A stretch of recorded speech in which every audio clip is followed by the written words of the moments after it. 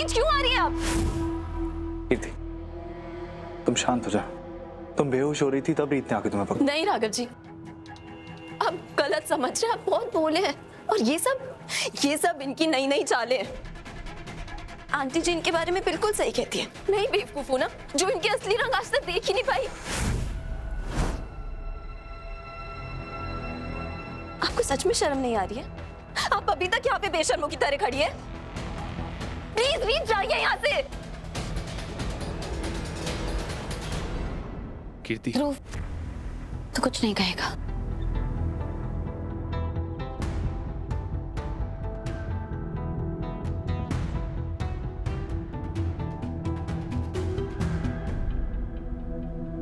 आपने मेरा और राघव जी का रिश्ता तोड़ने की कोशिश करी है रीत। इस माता की चुनरी पर सिर्फ और सिर्फ मेरा हक है। मुझे मेरी शादी पे ध्यान देना चाहिए, तभी शायद कीर्ति को भरोसा होगा कि मैं उसके और राघव के बीच में नहीं आ रही हूँ।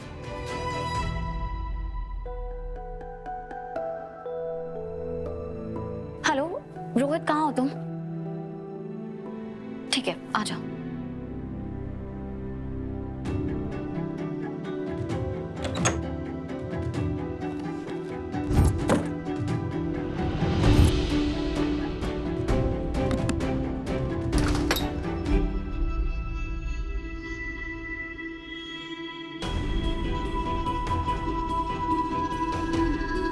तैयारी शादी की।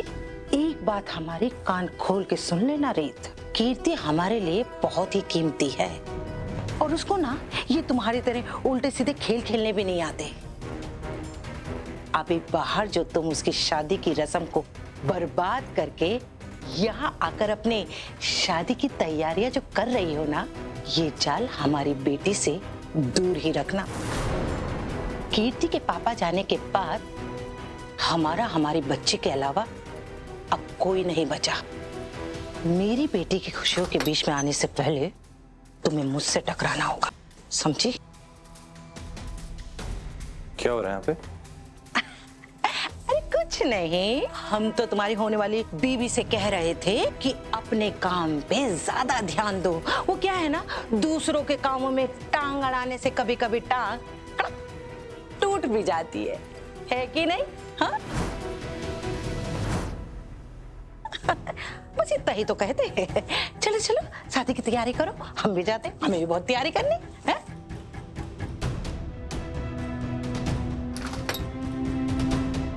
क्या बोल के गई है? कुछ नहीं रोहित, छोड़ो ना। अब मेहंदी की ड्रेस दिखाओ। कोई तो बहुत ज्यादा एक्साइटेड है हमारी शादी को लेकर के। इतनी सारी एसेसरीज भी ऑलरेडी यहाँ पे। हाँ, अब तो बहुत कम टाइम बचा है ना। ये रही तुम्हारी ड्रेस, कैसी लगी तुम्हें? बहुत सुंदर है। थैंक गॉड ये तुम्हें पसंद आई। अब तुम देखना, मैं बिल्कुल इसी के जैसे अपने कपड़े बनाऊंगा, एकदम मैचिंग मैचिंग, एकदम कपल गोल्स करेंगे दोनों, है ना? हाँ रोहित, ये अच्छा रहेगा। परफेक्ट। अच्छा रीत, तुम बस रेडी होने पे ध्यान दो।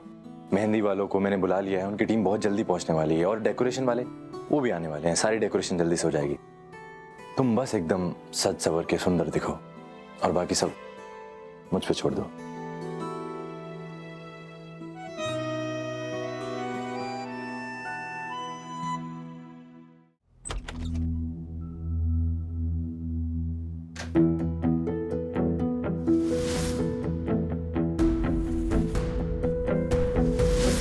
कहीं माता रानी का कोई इशारा तो नहीं है? कहीं माता रानी मुझे ये तो नहीं दिखाना चाहती कि मैंने दीदू और राघव के रिश्ते को ही नहीं बल्कि उनकी जिंदगी को भी बर्बाद कर दिया है? ये क्या बदतमीजी है? तुम अंदर कैसे आई? तुम्हें पता ना, मैं तुम्हें एक पल भी बर्दाश्त नहीं कर सकता, स्पेशली उस रूम में जहां हम दोनों के अलावा कोई ना हो। इतनी इंपॉर्टेंस मत दो अपने आप को ध्रुव, मैं भी तुम्हें एक भी पल के लिए बर्दाश्त नहीं कर सकती। हाँ तो ठीक है, निकलो यहाँ से, इससे पहले कि मैं तुम्हें धक्के मार के बाहर निकाल दूं। जाओ। मैं बाहर जाऊं? ठीक है, मैं बाहर जाके सबको बता देती हूँ कि वो फ्लावर्स तुमने ही रीत और राघव भैया को भेजे थे। तुम ही हो जो इन दोनों को एक साथ करना चाहते हो। लोग बेचारी रीत पे उंगली उठा रहे हैं और उससे इतना भला बुरा कह रहे हैं और तुम चुपचाप बैठ के सब देख रहे हो। चल क्या रहा है ध्रुव? बताते क्यों नहीं? तुमने ये आग लगाई है, सबको मैं जाके बताऊं? मैं क्या बताऊं और क्यों बताऊं? मैं और ऑनेस्टली मैं बताऊं ना तो मुझे तो लगता है कि तुम्हारा कोई पागलपन है, तुमने सब कुछ किया है। हो प्लीज, मेरे सामने ना ज्यादा स्मार्ट बन मनो ध्रुव। मैंने उस फ्लोरिस्ट के रिसिप्ट वाले रजिस्टर में ना तुम्हारा नाम देखा था और मुझे पता है कि तुम ही ने फूल भेजे थे।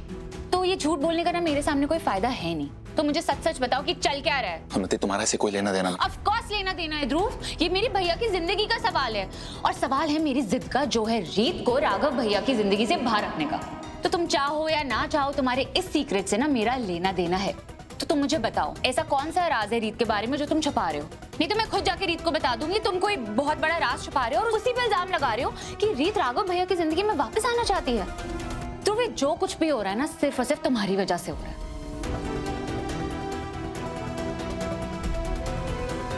तुम मुझे बताते हो या मैं बाहर जाके सबको बता दूं? फिर ये मत बोलना कि मैंने तुम्हें मौका नहीं दिया था। फाइन, मैं बोल ही देती हूँ। उन्नति, रोहित मांगलिक है। क्या? रोहित मांगलिक है और अगर उसकी शादी दीदू से हुई तो दीदू मर जाएगी। ये क्या बकवास कर रहे हो? नहीं उन्नति, बकवास नहीं कर रहा हूँ और ये बात दीदू भी अच्छे से जानती है, लेकिन वो मानेगी नहीं क्योंकि वो इस सब में बिलीव ही नहीं करती। लेकिन मैं करता हूँ और मैंने मम्मी को प्रॉमिस किया था कि मैं दीदू को कभी भी कुछ नहीं होने दूंगा, उसकी हिफाजत करूंगा। इसलिए मैं चाहता हूँ कि दीदू और रोहित का रिश्ता टूट जाए और तुम्हारे भाई और मेरी बहन फिर से एक हो जाए। अगर रोहित मांगलिक है तो इसमें मेरे भैया की क्या गलती? मेरे भैया के गले क्यों बांध रहे हो अपनी बहन को? तुम्हारी बहन की जिंदगी की तुम्हें पड़ी है तो मेरी भैया की जिंदगी का क्या मतलब? रोहित आया तो मेरे भैया से नफरत हो गई और अब वो मांगलिक है तो मेरे भैया की अब तुम्हें याद आ गई। तुमने समझ क्या रखा है मेरे भैया को? इस्तेमाल करने वाली चीज है क्या कोई? एक बात ना याद रखना ध्रुव चौधरी, मेरे होते हुए रीत मेरे भैया की जिंदगी में कभी वापस नहीं आएगी।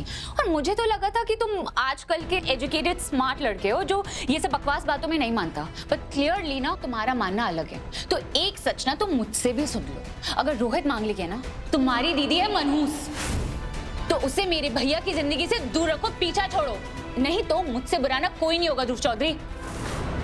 याद रखना मेरी ये बात।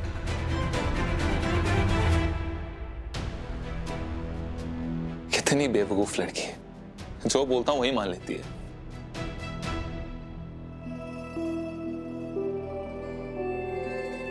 अभी बेटर लग रहा है?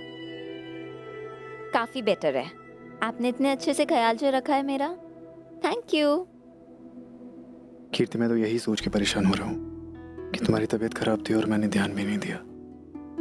आप इतने ध्यान से मुझे देखते ही कहाँ हैं? मतलब मैं भी तो छुपा रही थी ना तब से अपनी तबीयत।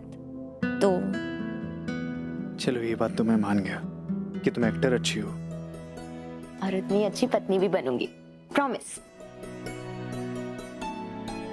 क्या हुआ राघव जी, कोई बात है? ऐसा लग रहा है आप कुछ कहना चाह रहे हैं लेकिन झिझक रहे हैं। कीर्ति, मुझे लगता है तुमने रीत को कुछ ज्यादा ही कह दिया। वहां तुम्हें गिरने से बचाने आई थी बस। हे भगवान, राघव जी आप हर वक्त रीत के बारे में ही सोचते रहते हैं ना बस। क्या? नहीं कीर्ति, मैं तुम्हें बस इतना बता रहा हूँ कि अगर रीत वहां सही टाइम पे नहीं पहुंचती तो। मेरी कसम खाइए राघव जी कि आपके मन में रीत के लिए कोई फीलिंग्स नहीं है।